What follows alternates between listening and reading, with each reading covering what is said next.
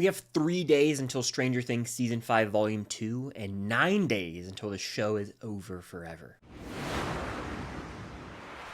What's going on, guys? I'm Chris, and welcome back to another video. So today I'm talking about the Stranger Things Season 5 Volume 2 and finale runtimes, as Ross Duffer has officially announced those over on his Instagram. And there's a lot to discuss here. Are the episodes long enough? Are they going to be too short? Are they going to have to rush certain elements? We'll get into that in a second, but before we do, hit that like button, comment down below your thoughts on these Volume 2 and the finale runtimes down below, and of course, subscribe and hit that notification bell to help reach my goal of 150,000 subscribers here on the channel. It would mean quite a bit. If you want extra content from the world of Stranger Things and beyond, Patreon is the place to be. Of course, my full reactions for Volume 2 and the finale will be available over there in a couple of days, where you guys can actually sync up with the episode on Netflix and watch along with me. And if you want film-stocked merch, be sure to get some while you still can. It's only on sale through the end of this year. But I say we just get down to business. So Ross Duffer blessed us all throughout 2024 when they were filming Season 5 with behind-the-scenes photo dumps. This year, he's kind of given us some insight into some behind-the-scenes stuff as well, including tidbits about the episodes when they're done being edited,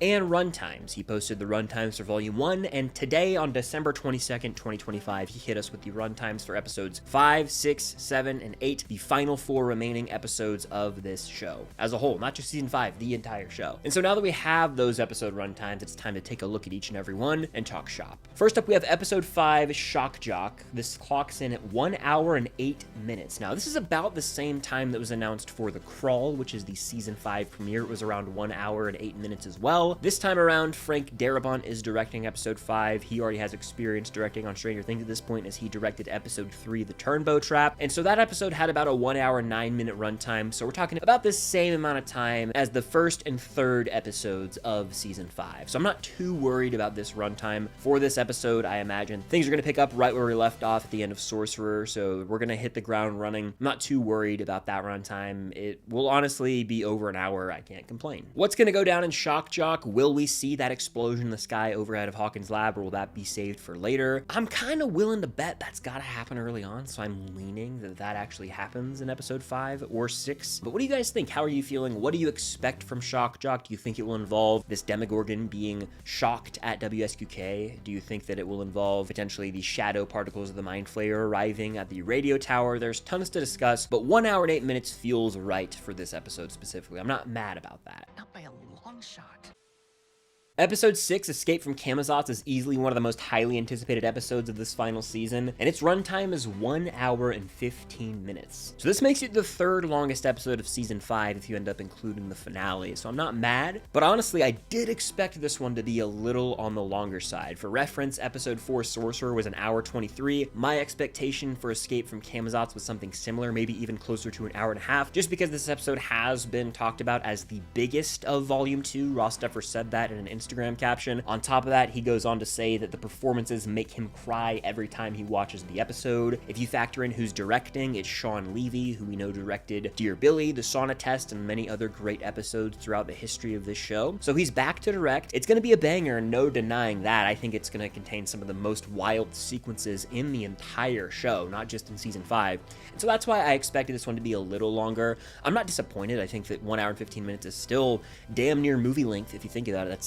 75 minutes. That's long. So I'm not mad. I don't think we're going to be like, man, I wanted more out of it, but I did expect it to be 10 to 15 minutes longer just because of how big in scale the episode seemingly is going to be, as we're going to see Max and Holly and maybe all the other kids trying to get out of Camazotz, while simultaneously in the right side up, craziness is going to be going down in the hospital with Lucas running around with Max's body. That's just kind of what I envision happening. And I believe this could also be an episode that starts to dive into even more of the lore. This could be where we see the explosion in the sky and the upside down. I definitely think it's in either Episode 5 or 6, because I think 7 and 8 are going to deal with sort of the aftermath of that explosion. But yeah, I imagine this one's going to be nuts. Shawn Levy's directing. He always goes, swings for the fences when he comes in. He directs some of the best moments in Stranger Things. So the expectations are high for this episode, and rightfully so. So I'm not going to say I'm like, damn, I wish that it was longer, because I haven't seen the episode. I don't know if they, rushed it or not. We'll find out, but I do wish that on paper it was like an hour 20. It's worth noting this is one of the longest episodes of Season 5, but by comparison to Season 4, it's one of the shortest. shortest. Season 4 consistently was putting out episodes that were an hour 18, an hour 17, an hour and a half, 2 hours plus for the finale. So the majority of season 4 episodes were an hour and 15 minutes or longer. The shortest episode of that season was an hour and 3 minutes. So by comparison, season 5 is definitely shorter if we're talking runtimes, but seems like there is a lot of meat on the bone. There's not as much time to waste or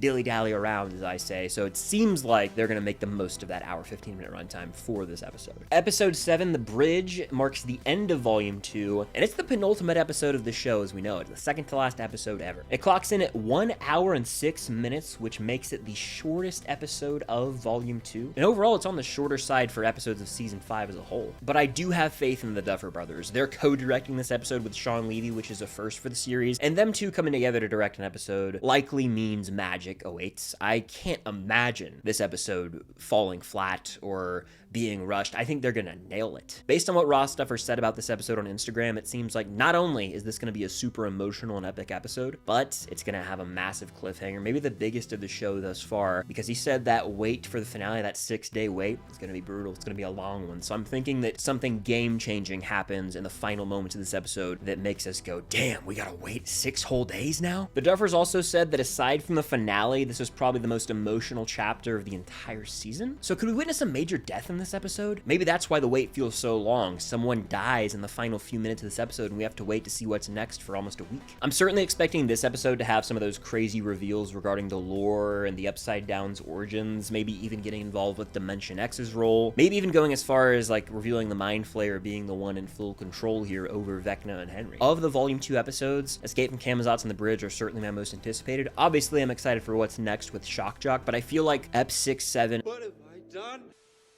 And then, of course, the finale, episode 8, could be all-time stuff. So those are the runtimes for Volume 2, which is the next batch of episodes that we're getting on Christmas Day, only 3 days from now. But Ross Duffer went ahead and confirmed the finale runtime as well. Now, that doesn't drop until New Year's Eve here in the US, which is December 31st at 8 p.m. Eastern Time. So obviously, just apply that time zone to wherever you live in the world. And that's when the finale will drop. Now, if you didn't know, the finale will be playing in select theaters in the US and Canada, I believe. Maybe some places in Europe, I'm not sure. Definitely just look into that if you're interested. But theaters had posted showtimes because obviously tickets are on sale now, and some theaters listed the finale runtime at 2 hours and 5 minutes, others posted it at 2 hours and 30 minutes, so we didn't know concretely how long this episode would be. But Ross Duffer has cleared the air here as he made the post saying that this episode will be 2 hours and 8 minutes long. This is the second longest episode of the entire show, only behind the season 4 finale of The Piggyback, which clocks in right around 2 hours and 20 minutes. So we're getting a full-on movie on December 31st. It's an event. If I had to guess, this episode will have tons of action and bring everything to a close, but I bet the runtime's inflated because of the epilogue, right? The Piggyback had like a 30-minute plus long epilogue. I think we're gonna get 30 to 40 minutes of epilogue here as well that ties a nice bow on every single character where everyone has their moment to shine and they get to ride off into the sunset one last time, ultimately ending the show, if I had to guess, with the OG party, or whoever survives, I should say, of the OG party. I know damn well this episode's gonna be epic, emotional, I'll be crying, we'll all be a mess. It's gonna be one hell of a way to start the new year, or should I say end 2025, as the episode will technically be over before we reach 2026, but it's gonna be the talk of the town for the beginning of 2026. I mean, it really is the end of an era as we know it, and I don't think I've fully processed the fact that Stranger Things is coming to an end in 9 days, in single-digit days. This show that started in July of 2016 will be over forever. Now, I am curious if they're gonna do a dedicated finale trailer, right? We got a Volume 1 trailer, we got a Volume 2 trailer. Are they gonna drop one that's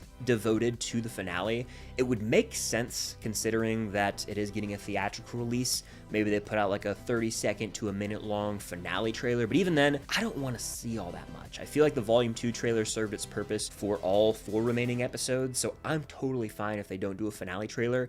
They could. Maybe they'll drop like a poster before the finale, but I just don't know if we need to see anything. I think it would be cool if everything they've shown in all the trailers is only through episode 7, and there's like 1 or 2 shots from the finale, so we go in as blind as possible. Now, if they drop a finale trailer, of course I won't be able to resist. I'll watch it. I'll even make a video breaking it down, but I'm totally fine if they say, hey, no finale trailer, we're good. We've showed you what we want to show you. The rest is a surprise. But there you have it. Those are the official runtimes for Stranger Things Season 5 Volume 2, as well as the finale. But how are you guys feeling? Do you wish the episodes were longer? In my opinion, it's hard to judge because we haven't seen. We're just looking at a runtime on a piece of paper. We don't know how the episodes are going to be paced or what they're going to get into.